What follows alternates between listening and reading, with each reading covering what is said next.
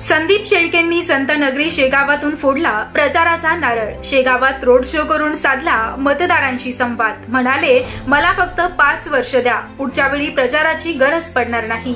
Shegaon one Buldhana मिशनचे संकल्पक तथा बुलढाणा लोकसभेचे अपक्ष उमेदवार संदीप शेळके यांनी काल 10 एप्रिलला आपल्या प्रचाराचा नारळ फोडला।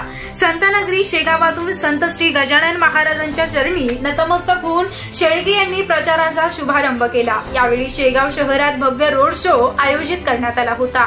शेगाव शहरातून संदीप शेळके यांच्या प्रचारार्थ निघालेल्या भव्य रोड शो द्वारे शेळके यांनी मतदारांशी संवाद साधलाय। शेगाव शहरातील मोक्याच्या ठिकाणी संदीप शेळके यांनी लोकसभा निवडणुकीच्या रिंगणात उतरण्याची भूमिका विशद केली।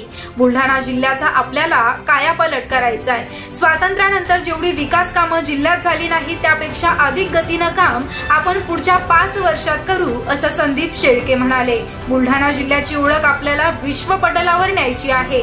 शेगाव, लोणार, सिंदखेड राजा, ज्ञानगंगा अभयारण्य यासह जिल्ह्यातील पर्यटन स्थळांचा विकास करायचा आहे। प्रत्येक तालुक्यात एमआयडीसी झाली तर रोजगाराचा प्रश्न सुटेल।